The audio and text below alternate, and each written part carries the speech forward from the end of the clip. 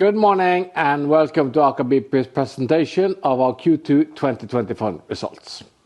Today's agenda reflects a strong quarter with clear momentum across both our operations and our strategic priorities. We will begin with an update on our operational performance, which continues to deliver solid results. Then we'll move on to our field development portfolio, where we remain firmly on track and where we have sanctioned 2 new expansion projects this quarter at Johan Sverdrup and at Yggdrasil. We are also pleased to share encouraging news from Yggdrasil on the exploration side, where we have discovered more oil in an ongoing exploration well. And, as always, our CFO David Tønne will guide you through the financials later in the presentation.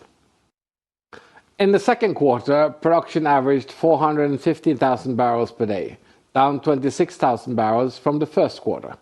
This decline was primarily due to a 1-month planned maintenance shutdown at Valhall and Ula. Despite the shutdown, we maintained a portfolio-wide production efficiency of 95%. Our other assets, including Johan Sverdrup, continued to perform really well, with a production efficiency ranging from 96 to nearly 100%. During the Valhall shutdown, we also reached a key milestone on PWP Fenris: the successful installation of the jacket and a connecting bridge for the new platform. Looking ahead, we expect lower production in the second half, driven by scheduled maintenance and natural decline. However, with a solid first half now behind us, forecast uncertainty has been reduced. As a result, we are narrowing our full-year production guidance, raising the lower end of the range from 390 to 400,000 barrels per day. Unit cost edged up to $7.3 per barrel in the quarter, primarily due to lower production volumes, higher maintenance, and a weaker US dollar against the Norwegian krone.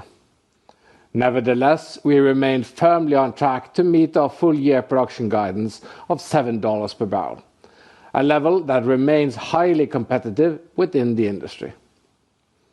On CO2 emissions, the picture remained consistent. Our emissions intensity held steady at 2.8 kilograms per barrel, an industry-leading level that continues to set the benchmark globally. At the start of the year, we outlined our ambition to sustain production above 500,000 barrels per day beyond 2030 and to pursue further growth. We are working every day to make this a reality. On this illustration, the dark blue area represents our current business plan, covering production from existing fields, ongoing field developments, and regular IOR activities. Key growth drivers include the large-scale Yggdrasil development, the Valhall PWP Fenris project, and a series of tieback projects to Alvheim, Skarv, and Grieg Aasen. It also includes the Johan Sverdrup Phase 3 project and the tieback of the East Frigg discovery to Yggdrasil, which have now both been formally sanctioned in the partnerships. This visible outlook supports our target to produce around 525,000 barrels per day in 2028. Beyond 2028, the light blue wedges illustrate our potential to sustain production above 500,000 barrels per day through infill drilling and tiebacks from known discovery across our portfolio. Progress this year has further strengthened our confidence in this trajectory. Looking even further ahead, we see additional growth potential beyond the current outlook. With continued exploration success and selective M&A, we see a clear path to expanding our production base well into the next decade. This is our ambition, and we are well equipped to deliver it. We have the people, the assets, the supplier, the digital ecosystem, the capital, and maybe most importantly, the track record to make it happen. Our projects continue to advance steadily, with several key milestones being achieved in the recent months. These include the successful offshore installation of the Valhall PWP jacket, the completion of the Fenris drilling campaign, and others. And, as we speak, we are preparing to install the jacket for the main Yggdrasil platform, the Hugin A. These achievements reflect the scale, pace, and precision of our execution. They are the result of close collaboration across teams and partners, and they mark critical steps towards delivering on our long-term value creation plan. And since images speak louder than words, let's just have a look.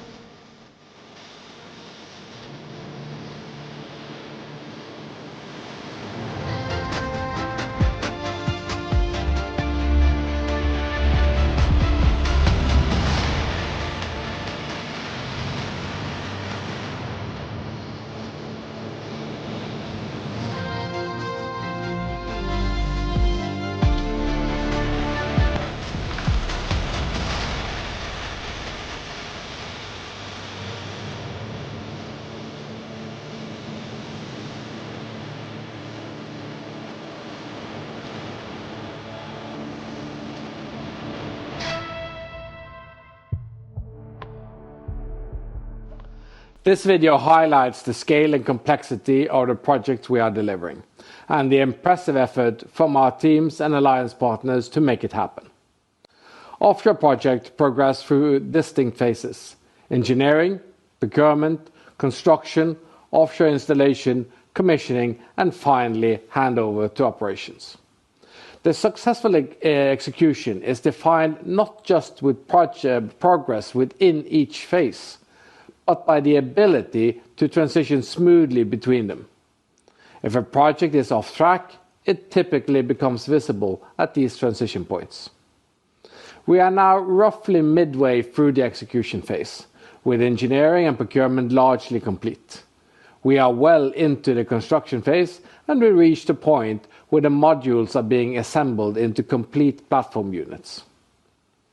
This gives us a clear operational visibility into the remaining work and resource needs in the different projects. In this context, we have conducted our most comprehensive project review and budget update since sanctioned. The conclusion is reassuring. The plan holds firm. The project remains on schedule for a planned startup in 2026 and 2027 as originally communicated. That said, we have naturally faced some challenges along the way. Some work packages have experienced delays, macroeconomic conditions have impacted prices and currencies, and labor markets have tightened. And finally, the security situation in the Middle East have led to longer sailing distances between Asia and Europe. All these external factors are driving up costs across the industry. While we can't control global inflation, we can and do respond decisively. We have mobilized the necessary resources to navigate and mitigate these challenges, maintain focus, and ensure momentum in the project execution. Now, taking all of these factors into account, we now project a roughly 6% increase in investments for the ongoing projects. This includes a 10% contingency of the remaining capital, and the adjustment reflects the full scope of what is needed to deliver on time and with quality. Now, Importantly, when we look at the value creation plan from 2023 to 2028, the total investment estimate for all the PDO projects sanctioned in 2022 is up by only 3 to 4% on a like-for-like basis. This signal is a strong signal of disciplined execution in a highly dynamic environment. Let's now turn to exploration and to what is arguably one of the most exciting wells on the Norwegian continental shelf this year, Omega Alpha in the Yggdrasil area. This well is remarkable, not only because we have discovered oil, which I will return to, but because we are breaking new ground in how we explore. Omega Alpha is pushing the frontiers of what is technically possible, using advanced geosteering to drill ultra-long, high-precision horizontal sections with unprecedented speeds. This enables us to map the subsurface with high accuracy and pinpoint oil accumulations with confidence. 2 years ago, with the East Frigg well, we set a new benchmark by achieving more than 13 kilometers of reservoir exposure. Since then, we have equipped our rigs with wired pipe technology, a high bandwidth data link between the drill bit and the surface. This innovation allows us to drill faster, steer with greater precision, and access significantly more reservoir in real time. To put it into perspective, a typical exploration well might intersect a few hundred meters of reservoir. Omega Alpha, by contrast, is on track to exceed 20 kilometers of reservoir exposure at only twice the cost of a conventional well. Moreover, the quality and quantity of the data we are acquiring are vastly superior, substantially reducing uncertainty and accelerating the timeline from discovery to development. The East Frigg well is a prime example, with only 2 years between the discovery and the final investment decision. Omega Alpha is a multilateral well, targeting 5 different structures: Omega, Alpha, Alpha South, Sigma Northeast, and Pi. The combined pre-drill volume estimates ranged from 40 to 135 million barrels. Drilling started in May and is progressing really well. We have already covered the Alpha structure and parts of the Omega structure, confirming commercial oil volumes in the range of 20 to 40 million barrels. Operations are now progressing towards the northern part of Omega, as well as the Sigma Northeast and Pi, which together have a pre-drill volume estimates of 30 to 70 million barrels. Geologically, this setting resembles the East Frigg discovery, with thin oil zones sealed beneath a shale layer that effectively traps the hydrocarbons. We will, of course, provide further details once drilling is complete and the data has been more thoroughly analyzed. However, in my view, this is already a success and will contribute valuable additional volumes to the Yggdrasil development. In essence, we are also pioneering a new exploration method, one that paves the way for efficient future exploration in the Frigg area west of Yggdrasil. Frigg was, as many remember, originally developed as a gas field in the 1970s and was decommissioned 20 years ago after producing 700 million barrels of oil equivalent exclusively of gas. The initial exploration well also identified an oil zone with an estimated in-place volume of 1 billion barrels of oil. However, this was never produced as horizontal drilling was still years away at that time.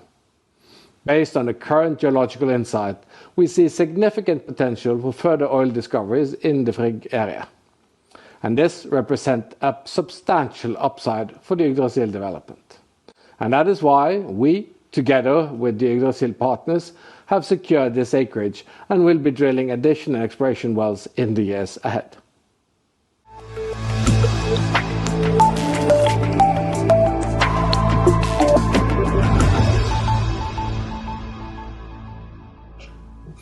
Good morning. Aker BP has delivered another quarter of strong operational performance.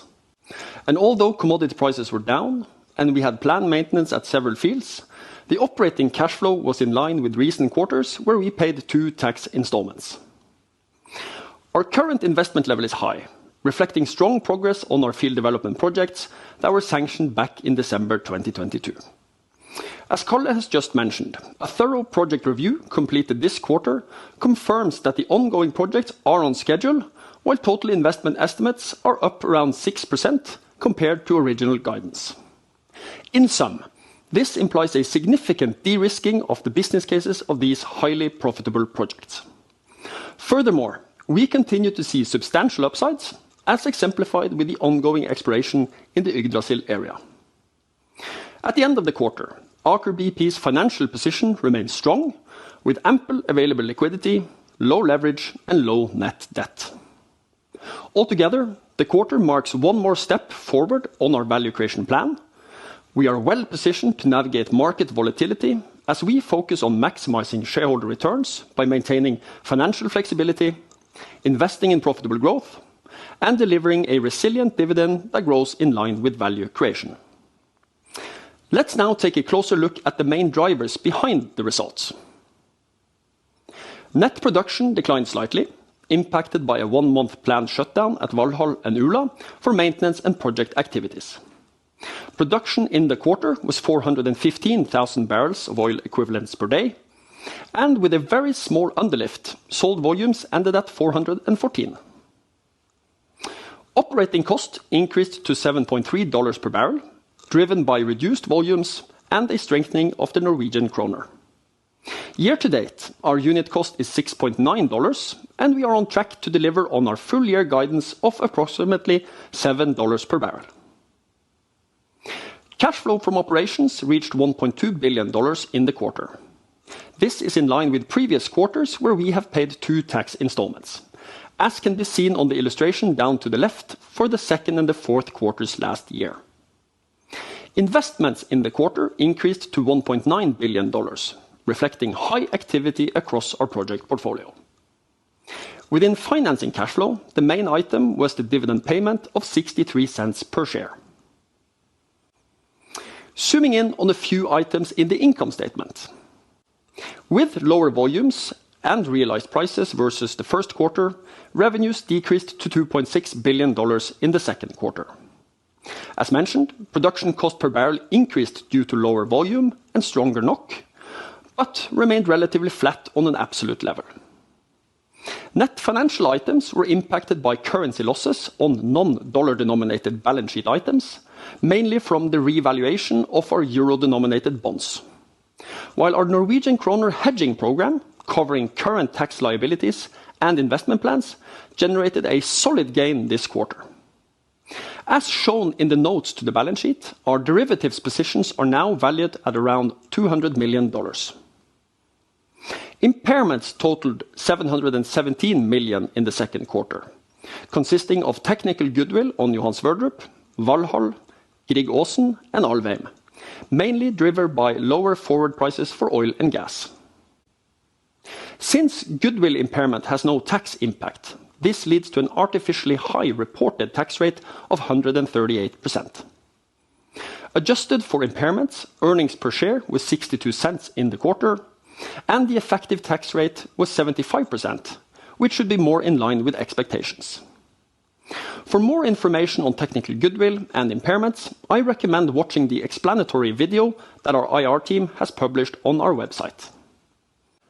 Let me also briefly comment on cash flows.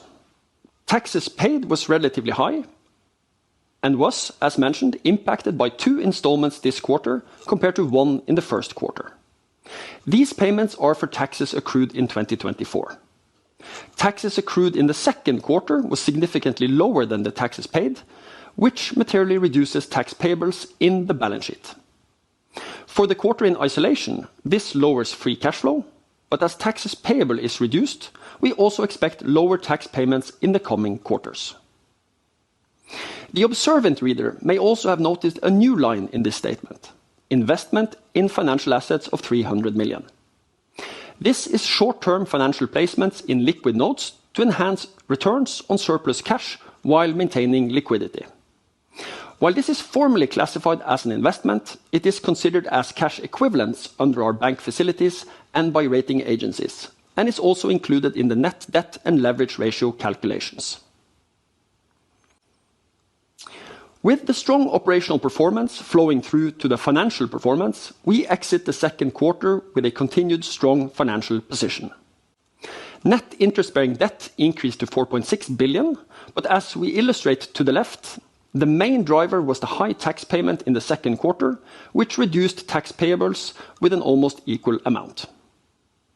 Our leverage ratio remains at a low level, now marginally up to 0.4 times net debt to EBITDA. Total available liquidity remains conservative at 6 billion, providing a lot of flexibility. The decrease quarter-on-quarter is driven by the tax payments and a planned step down in our undrawn RCF facility from $3.4 to $3 billion. Following the completion of our comprehensive project review this quarter, we have also updated our total investment plan for 2025 to 2028. The approximate 6% increase in investments for our ongoing field development projects is now reflected in this updated plan. We continue to expect 2025 to be the peak investment year, with capital expenditures reaching approximately $6.5 billion before tapering off from 2026 and onwards. In aggregate, the updated net estimates for the ongoing PDO projects reflect an upward revision of around $1.2 billion. As all of these projects fall under the 2020 tax system with approximate 87% tax deduction, the after-tax effect of this increase is between $150 and $200 million. One additional thing to note is that although this investment profile is sensitive to future changes in foreign exchange rate, the actual financial exposure to a further strengthening of the Norwegian kroner is limited, as we have over 75% of the planned NOK expenditures for the next 3 years hedged at an average dollar-NOK rate between 10.5 and 11. The updated investment estimates have a marginal impact on project economics, our value creation plan, and the financial metrics for the period up to 2028 that we presented back in February. The impact on estimated cumulative free cash flow generated across oil price scenarios largely follows the after-tax effect of the increased capex, with some variations due to phasing of tax and financing costs. Consequently, our financial metrics remain very robust across most plausible oil price scenarios. Assuming a continued 5% annual increase in dividends, our leverage remains comfortably below the internal threshold of 1.5 times and well within the bank covenant limit of 3.5 times. And even in a prolonged $50 oil price environment, where we have conservatively assumed $50 per barrel from the beginning of 2025, as we also did back in February, our modeling indicates that leverage only temporarily exceeds 1.5 times in 2026 before declining again in 2027. In summary, our value creation plan is on track, and we have the capacity and resilience for attractive shareholder distributions in the years to come. Now, on the topic of shareholder distributions, our guiding principle is to maintain a resilient dividend that reflects our financial strength and outlook. And to be clear, our ambition to grow the dividend by at least 5% annually through this investment cycle remains firm. For 2025, our plan is to distribute a total dividend of $2.52 per share. We have already paid 2 of the 4 quarterly installments, and the board of directors has resolved to distribute the third installment of 63 cents in the third quarter. Now let me round off with a few comments to the main elements of our 2025 guidance, starting with near-term tax payments.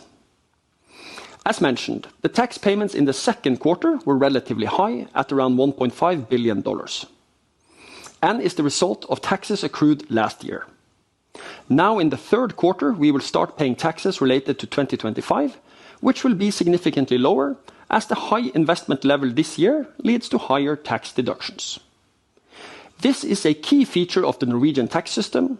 It provides resilience to market volatility when investing in profitable growth. Moving on to the key operational parameters. Production averaged 428,000 barrels of oil equivalents per day in the first half of the year, above the top end of our full-year guidance range, but in line with our expectations. We still anticipate some natural decline as the year progresses, along with planned maintenance shutdowns in the third quarter. But with half of the year now behind us, we lift the low end of the guidance range and update the full year estimate to 400 to 420,000 barrels per day. Production cost is $6.9 per barrel year to date, and although the recent strengthening of the Norwegian kroner adds some risk to the full year estimate before accounting for the financial effects of our hedging program, we maintain strong cost control and still expect to end at roughly $7 per barrel for the full year. Investment activities are currently at peak levels, with construction activity at full speed and drilling campaigns ramping up. We invested $3.1 billion in the first half of the year, and we lift our full year guidance to approximately $6.5 billion. The increase in 2025 is a combination of very good progress across the projects, updated investment estimates, and the cost impact of the strengthening of the Norwegian kroner. While most of the after-tax financial impact of the latter is hedged, the reported investment levels on a pre-tax basis is still impacted. Exploration is progressing in line with plan. The program is somewhat front-loaded in 2025, so we still expect exploration spend of around $450 million pre-tax for the full year.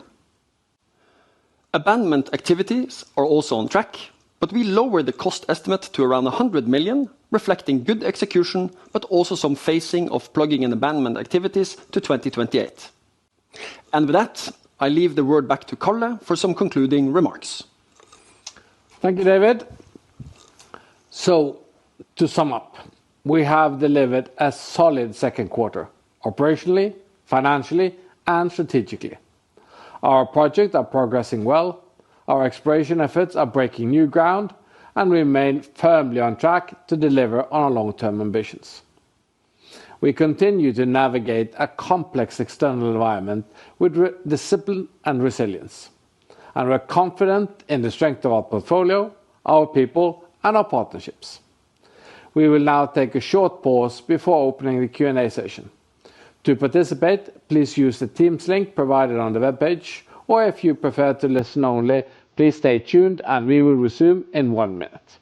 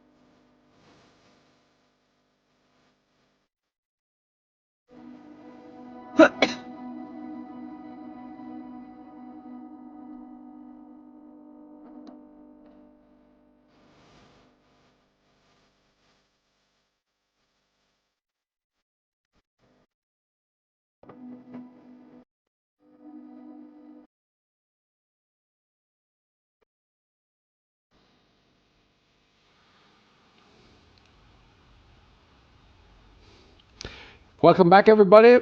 And as usual, Kjetil Bakken, our eminent head of IR, is running the queue of the questions today. And Kjetil, I assume we have a first question here or a first caller. We certainly do, Kalle. And the first question is from Matt Smith from Bank of America.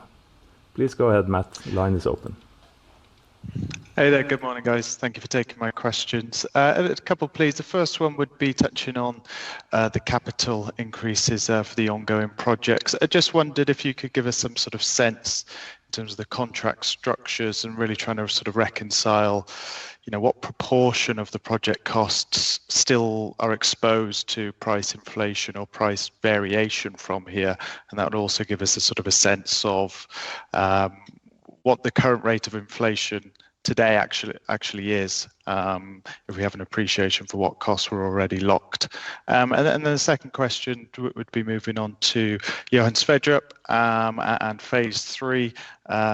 with that project now FID'd, expecting production in 2027. And just to give us a bit of a broader understanding of what you expect in terms of performance and contribution from that phase by the time that project starts to contribute. Excellent. Thank you, Matt. We'll start with the CapEx question. All these projects, they go through different phases, right? So you start with feasibility, then you move into early phase engineering, and then you have detail engineering, and ultimately you get into procurement, prefabrication, and then construction and assembly, and then finally commissioning, and then towards the end, handover to operations. And as these projects progress, you get better and better clarity over both scope, volume, prices, etc. So you have some sort of estimation going in, and then you have some sort of realization as you transit from one phase to another.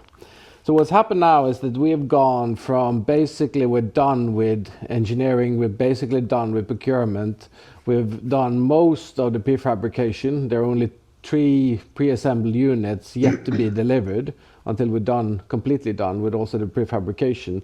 So now we're moving into construction. So what we've done is basically a new bottom-up revision where we've taken everything that's behind us, which is basically the earlier phases, and then had a new look at what we had to do. And obviously, as we are on time, there's not a lot of movement in terms of timing cost. So what you basically see in that there is some price increase outside of what we expected it to be. There is some movement because of things we cannot control. For example, the security situation in the Middle East has increased the sailing routes from Asia to Norway by about 4 to 6 weeks, which means that we had to find work or actually accelerate work to compensate for that time. There's been some FX movements outside what we've had, etc. So it's a lots of smaller things actually leading up to this change. Now, basically, I would say the price there's very, very little scope variation. So there's almost no scope change inside the structure. This is quite different from what you normally see, where scope variations are the main driving change in terms of CapEx. So this is basically us just updating the estimates that we had going into the main construction phase. This also means that what is ahead of us now is basically assembly, commissioning, and then handover to operations, which is far easier for us to control as it's essentially ours as an input factor because of both engineering and procurement is essentially behind us. So we felt it was prudent to update the market on where we were in CapEx at this point in time. Now, the good news is that the plan still holds, right? So with all these variations, with all these changes we've seen in the market since we sanctioned it back in 2022, maybe I'm pushing the point here, but I still believe that if you look at the totality of that value creation plan and a price variation in the range of 3 to 40%, that's actually pretty good performance when you look across the quite fundamental changes we've seen both in capital markets but also in retail markets in those 3 or 4 years or 5 years since we sanctioned the project. Now moving on to Johan Sverdrup phase 3. Do you want to do that, David? Yeah, I can definitely do that. So as you mentioned, we have sanctioned phase 3 this quarter. 2 subsea templates. Initial scope is 8 new wells, and then there is an additional 4 available well slots that could be leveraged for additional IOR drilling. Startup time 2027. This will of course not only add the additional resources of roughly 40 to 50 million barrels gross terms, but it will also of course also accelerate production. So that's part of the business case of sanctioning phase 3. In terms of the exact contribution on production, I think I'll refrain from trying to give a detailed estimate on that. That of course is linked to the optimization of the full field. But of course this is included in our production profile up until 2028, and we're very happy to have this milestone behind us now and moving into execution. Yeah, I'll stop there. Yeah. Thanks, Matt. Perfect. Well, thanks for all the details. Happy to pass it on. Thank you. Have a great day. And then I think we'll move on, Kjetil. Yes. Next question comes from Christian B. of Citi. Please go ahead, Chris. Hi, morning, guys. Thanks for taking my questions. I've got two, please. The first one is on hedging. We've seen your US peers across the Atlantic hedge quite aggressively this quarter, taking advantage of the war premium to lock in high oil prices through 2026. So it's a bit surprising to see that your hedge position hasn't changed materially and only limited to just 2025, especially given your policy allows hedging up to 100% of your production over the next 12 months and 75% for the subsequent 6 months, if I remember correctly. Could you please share your thinking here? Have you considered increasing your hedging to support cash flow through the production trough in 2026? The second question is on exploration. I'm sure there will be plenty of questions on Omega Alpha, but I'd like to shift your focus to frontier exploration first. With both Bounty and now Rondeslottet returning dry results in the first half, and both having been positioned as high potential opportunities, should we expect a reset of expectations around your frontier exploration strategy? Specifically, are you looking more towards near field or lower risk prospects? And given potentially lower complexity, are you also considering how much you spend on exploration going forward? I'll leave it there. Thank you. Excellent. Let's start with hedging, David. Yeah, I can do that. So you are correct. When you look at our current hedging positions, we have roughly 18% of the after-tax exposure hedged for the second half of this year using put options. And then we have policies in place that allows us to hedge further out in time using different instruments. I think when we look at hedging, we look at the totality of the business profile, but also the fiscal system that we are in. So comparing us against sort of US peers is not necessarily the right way to think about it, given that we have a tax system which makes it, call it, less relevant to some extent to protect liquidity to hedge. But that being said, we are constantly sort of evaluating our hedge positions, also given the recent volatility that we have seen. So this is something that we are consciously considering as we progress in towards 2026. Thank you, David. And then moving on to exploration. Let's start with the strategy part of your question first, Chris. So for quite a few years now, we've basically had this balanced view on exploration, where we spend roughly 80% of the expex budget on what you could call near field exploration. And then near field for us is anything that's 50 kilometers or less away from our own infrastructures. So it's a pretty big area. And then we spend 20% on frontier exploration. I don't really foresee that changing going forward. I still believe that we will spend the majority of our capital building up under the evaluation plans inside our assets, and we'll spend 20% or so, of course, dependent on what kind of prospects we see. Now, Bounty and Rondeslottet are two very, very different plays, right? So Bounty is a classical high-risk, high-potential play opener type of prospect. And you will, of course, see the majority of these play openers fail. Now, that's the nature of the game. The exploration potential here in terms of probability is probably around the 20% mark of discovering a barrel of oil, right? So there's a certain risk element associated with this activity that's also reflected in our strategy. Now, Rondeslottet is a very different animal. For us, that is the first dip of our toes into this high potential play of tight oil on the Norwegian continental shelf. As I said last quarter, I don't believe this is going to be a sprint. I believe this is going to be a marathon. And I do believe that there will be lots of these wells in the future before we crack that code. Rondeslottet also was a bit of a different one, right? Because the first Rondeslottet well drilled by Elida, drilled by Equinor, called Elida back in the day, discovered oil. Now we had this hypothesis that because of the depositional environment, you would see better porosity and permeability higher up on the structure.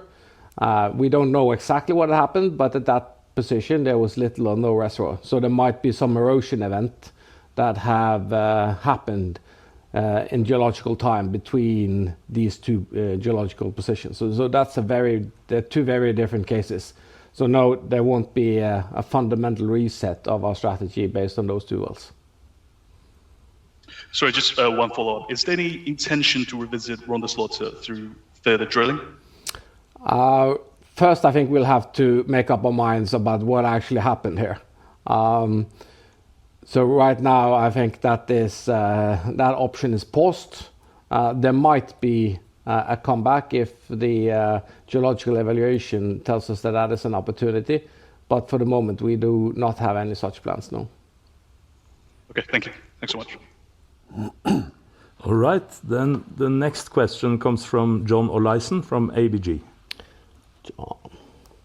Yeah, good morning, and thanks for taking my question. A little bit on the increased capex. You mentioned that you have a 10% contingency on the capex for new projects. I just wonder if you could specify, is this contingency for the increased capex, or is there a 10% contingency for the whole budget for those projects?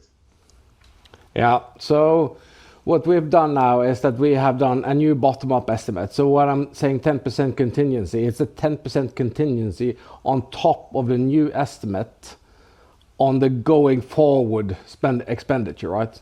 So there's some of these expenditure that's behind you, and then the estimates, as you correctly point out, gone up about 6%, and of those remaining capex in the future, 10% is contingency.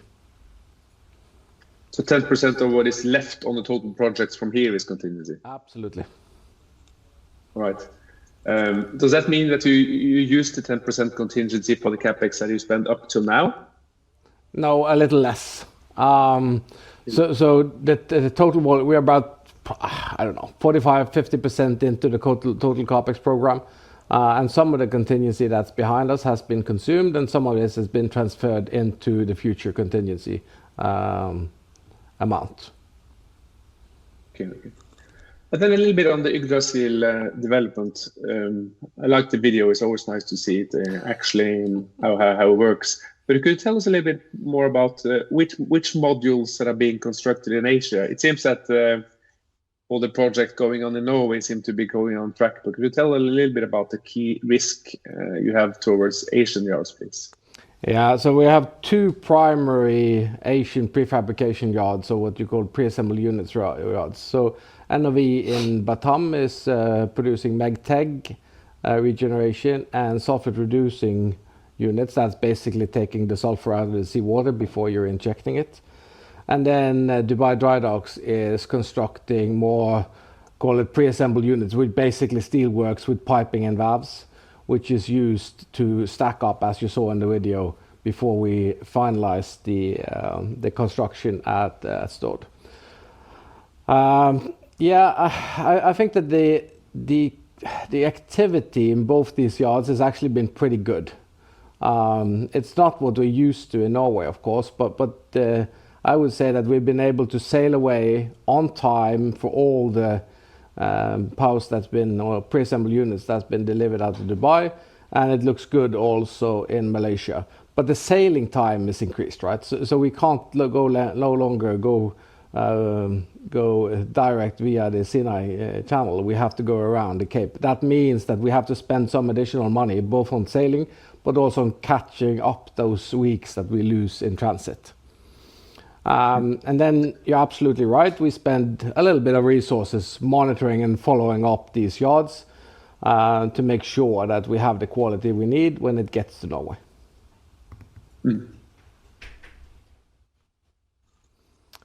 I think you're muted for some reason. At least we lost the sound.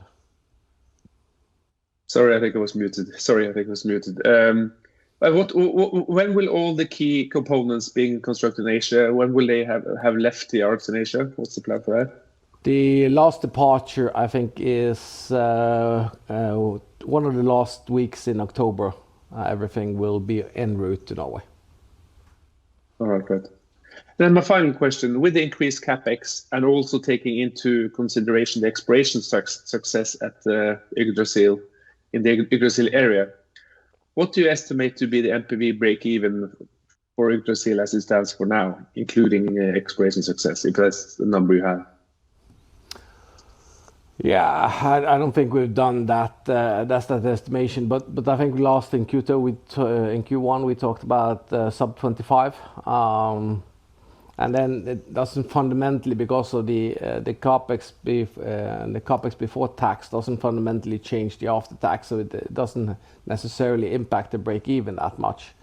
And then we have 1 quarter left, so I would probably say that we're still sub 25, maybe even sub 20.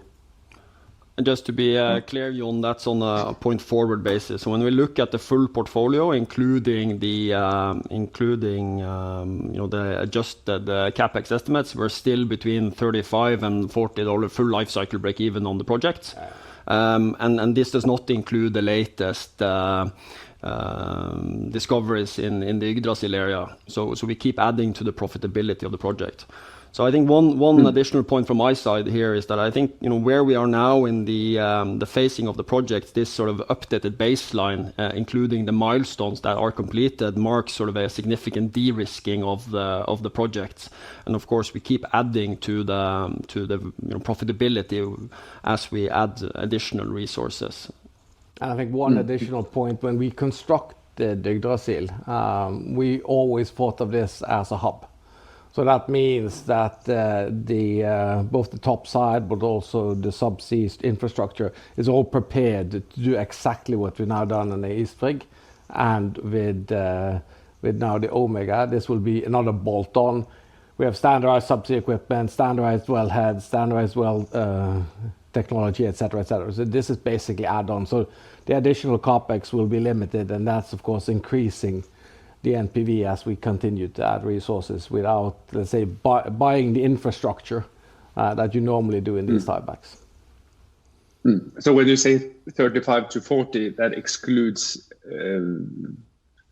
both East Frigg and the other potential exploration success that you might have? That was the starting point. And Omega and everything?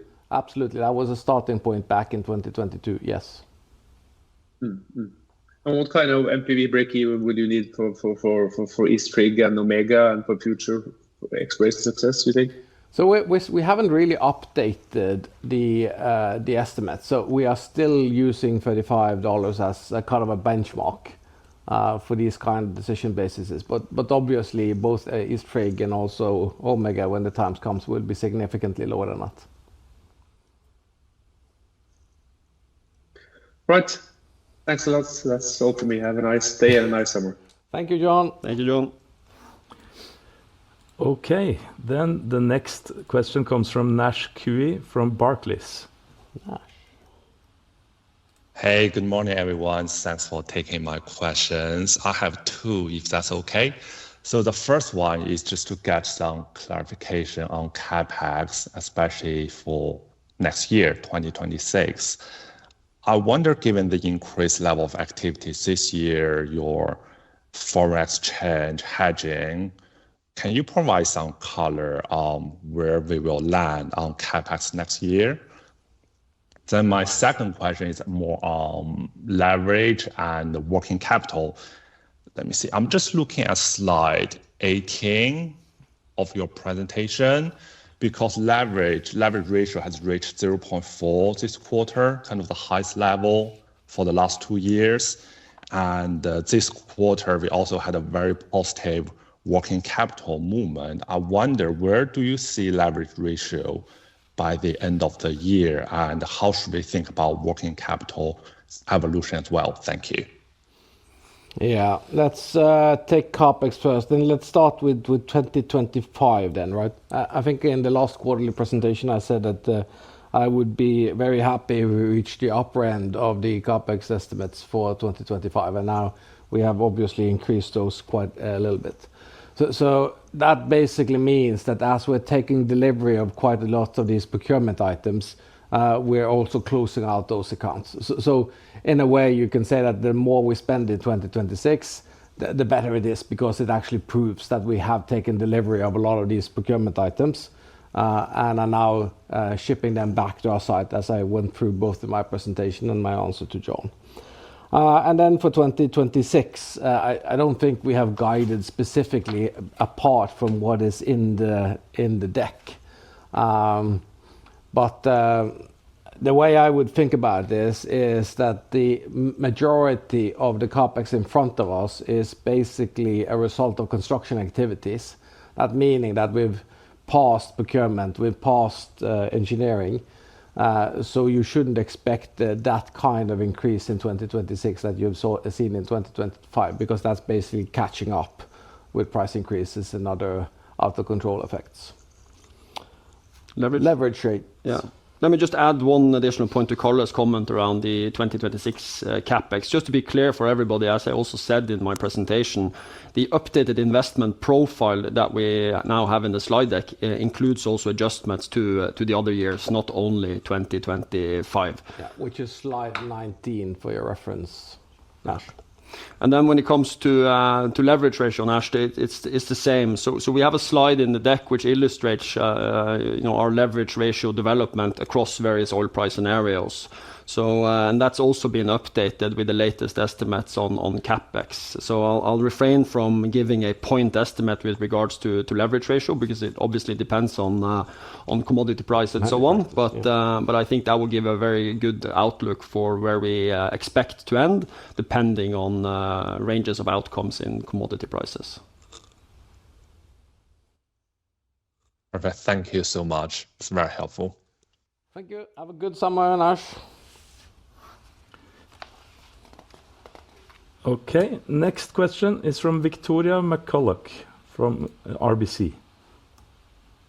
Morning, thanks very much for your time to take some questions this morning. So maybe first of all on Yggdrasil, can you give us an idea of how much the East Frigg, now that it's added to the development, has been able to add to the plateau at Yggdrasil, just to give us an idea of the impact that Omega Alpha could have if it characterizes in the same sort of size and way as that development has. Secondly, could you give us an idea of some of the maintenance that's scheduled for Q3 that's helping, I guess, is driving your guidance for lower production in the second half of the year? And finally, it looks like you've given us quite a few wells into 2026 in as part of your the exploration schedule on slide 11. Of that, it looks like there's fewer wells being drilled. Should we see that as just a preliminary estimate and the exploration sort of budget is broadly remaining flat into next year, given the sort of opportunities that you're clearly unlocking in Yggdrasil as well as other geographies? Or is that a reflection of a slightly lower sort of schedule for next year as it stands at the moment? Thanks very much. Yeah, let's start with the last question. I think it'll be a fair assessment to say that the expex next year is broadly in line with what we delivered in 2025. The fact of the matter is that we are at this point in time rig constrained. So that means that even if we wanted to drill more wells, we would have to take on additional rig capacity, which we obviously don't want to do, simply because we are trying to make these rigs into performance machines. And every time you shift rigs in out of the portfolio, you get some sort of startup issues that happens every single time. Moving on to Yggdrasil. Well, one way to think about this is, and it will of course depend on the phasing of these reservoirs, because Yggdrasil consists now of 8 to 10 different reservoirs. There are 3 production systems at Hugina in terms of oil, gas, and water separation. So it will depend on the phasing of the different reservoirs. But one easy way to think about it is that roughly 50 million barrels should equate to approximately a year in extended plateau, if you were to very simply simplify the way to think about it, right? And if you remember correctly, that's about the size of East Frigg. And then depending on how much you find in the remaining part of Omega, this could now range from, let's call it the midpoint between 20 and 40 is 30. And then you have 30 to 70 in the remaining part. So you could easily end up anywhere in the range of, let's call it 60 to 100. Obviously, 100 would be quite a big development for this area. Now, this is exciting enough, Victoria, but what's really making Omega exciting is that we have proven that we have an ability to explore oil without penetrating these oil zones. So that means that as we are moving next year into the Frigg main, we can actually now drill a trajectory into Frigg and control the top of the bottom of the reservoir and understand the saturation profile in that whole trajectory. It's actually groundbreaking in terms of exploring for these oil pockets. So that's what's really making this exciteful. This could be a significant upside for the Yggdrasil area.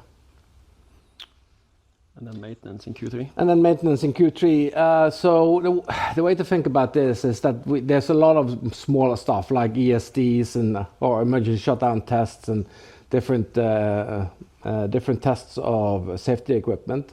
The majority of the activity is related to about a month stop at the Grieg Aasen infrastructure, and then we have about 2 weeks at Alvheim, if memory serves me right. So I would, very simply, I would basically look at the Q2 maintenance program as similar to the Q2 maintenance program in terms of production effect.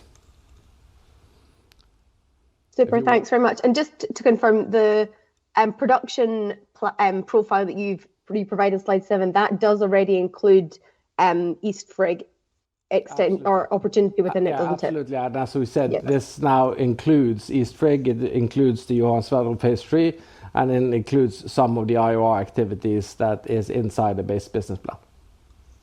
Super, thanks for confirming. Thanks for your time today. Thank you. The next caller is Chris Wheaton from Stifel. Good morning, guys. Thanks very much indeed.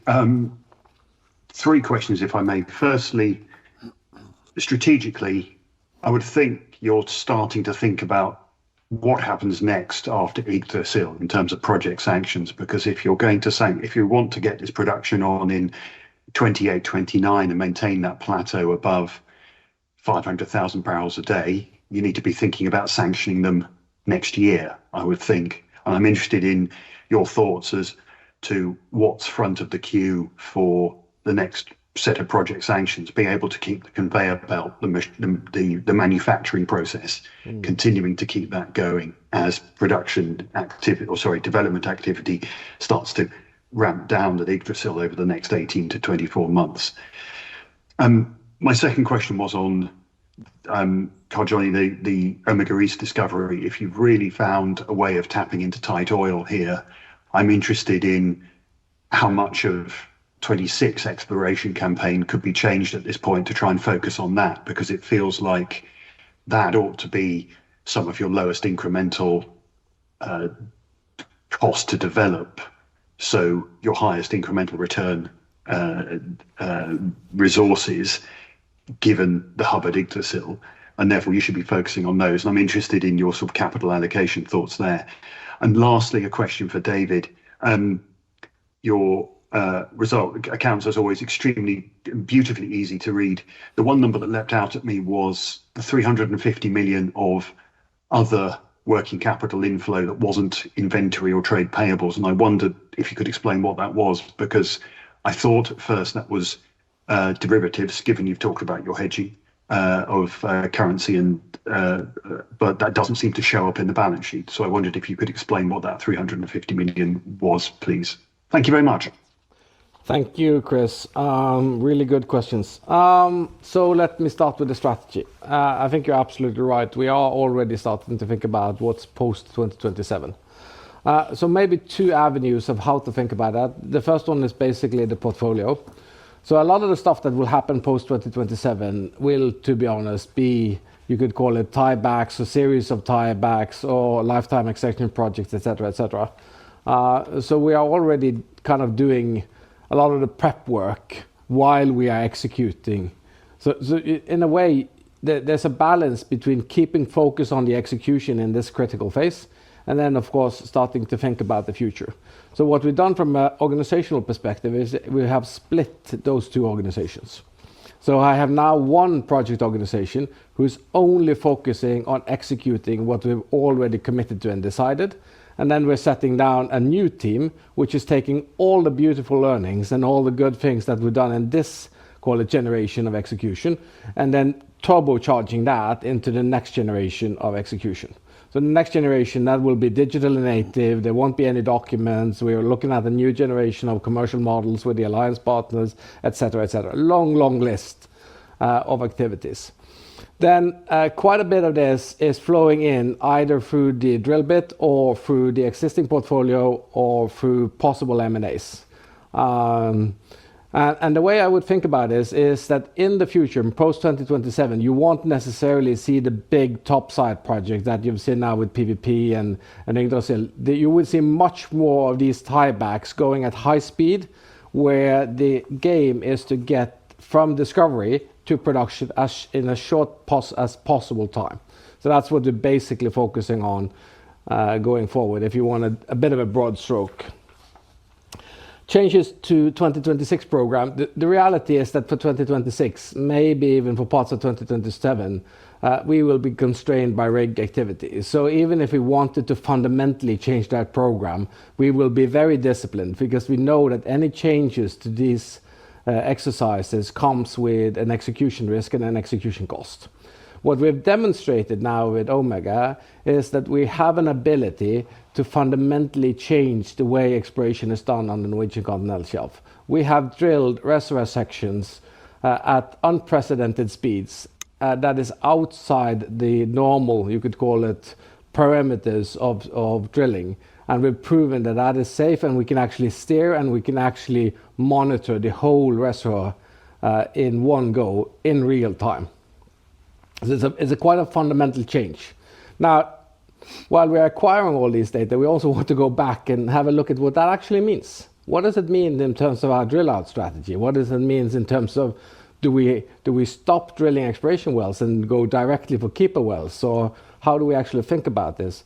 So my view on this, Chris, is that as exciting as it is, it's worth taking a little bit of a breather and having a look at what we've actually done and how that will impact our strategy.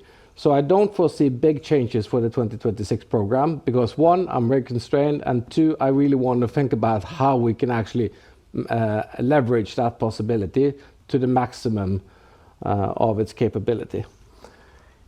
Then you want to talk about financial items and working capital. Unless you want to go into the nitty-gritties of the notes. You want to switch places? No. So first of all, Chris, of course, thank you for the kind words with regards to how we position the accounts. So the 350 that you're talking about, it can be split in two things, and then you find more details also in the notes. So it's other short-term receivables and other current liabilities that change. And on short-term receivables, one of the key things that we see a positive impact from is a reduction in prepayments. So this is actually an effect of the progress on the projects. And then the other one, actually, with regards to current liabilities, is also linked actually to the increase in investment level. So as we increase, the spending, that typically also have a positive effect on working capital, as we typically pay the bills slightly after where the work has been executed. So, but more information in note 8 and 14.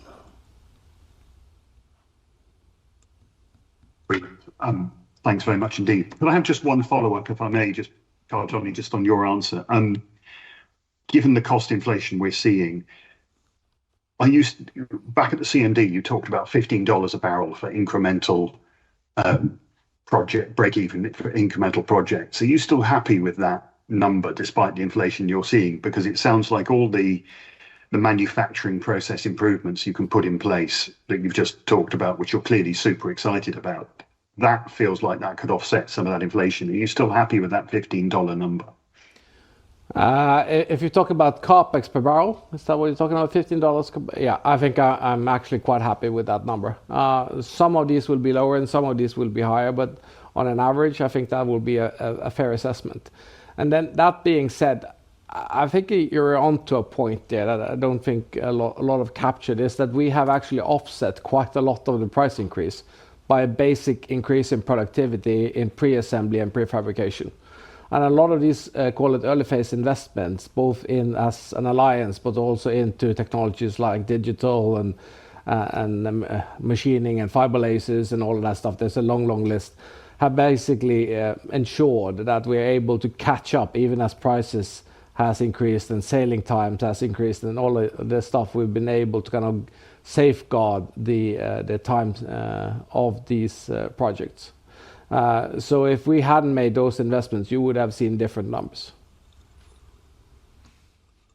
No, that's very clear. No, I look at what you're doing in the North Sea and think it's amazing, and I compare it to the UK and think it makes me want to cry. But anyway, I'll stop there. Thanks very much indeed. Have a great summer holiday, guys. Thank you. Likewise, Chris. Thank you. Next question comes from Mark Wilson from Jefferies. Okay, good morning, gents. Just checking you can hear me. Yeah, we can. Absolutely, Mark. Go ahead. Okay, very good. Okay, thank you. Okay, so all the questions are focused on Yggdrasil and the developments, and yeah, great job going on there. But I'd just like to switch and just ask some final questions on Johan Sverdrup, the first of which ties in a little bit to what you were just saying about development costs.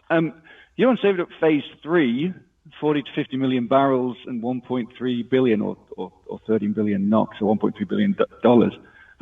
It's quite a high unit capex. I would calculate there about $29 a barrel.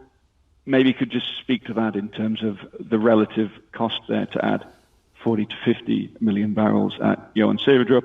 That's the first question. And the second would be whether you've started drilling those multilaterals yet, and if there's any update on your expectations of the plateau length at Johan Sverdrup. Thank you. Yeah. You want to do the capex per barrel? Yeah, I can discussing this quite a lot. Yeah, it's a good catch, Mark. Yeah, I agree, Mark. So if you just look at the capex per barrel number, I agree that's high. But remember that the investment in Phase 3 is also linked to acceleration. So that's an important part of the business case, which drives the profitability of the project. And then in addition, the initial phase of Phase 3 is drilling 8 out of the 12 well slots. So in addition, we also have room for more IOR and infill drilling out of those templates. So although the capex per barrel number is high, the profitability of the project is also very high.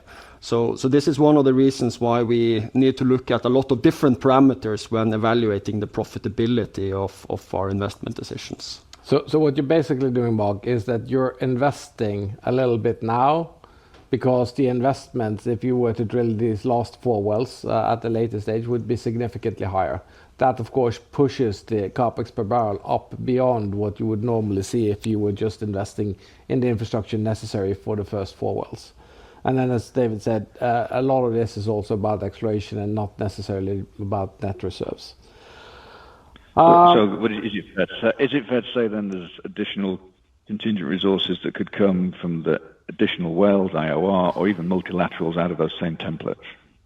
Yeah, that's exactly why we're doing this. So we have a tendency in the oil and gas industry to kind of over-predict and not necessarily understand the kind of outcome space that you can have following these resources. And as we've talked about before, these kind of reservoirs, they have a tendency of getting bigger. We have the tendency of needing more wells to extract at the optimal rates, etc., etc. So that kind of experience from a philosophical perspective that's been baked into also the Johan Sverdrup Phase 2.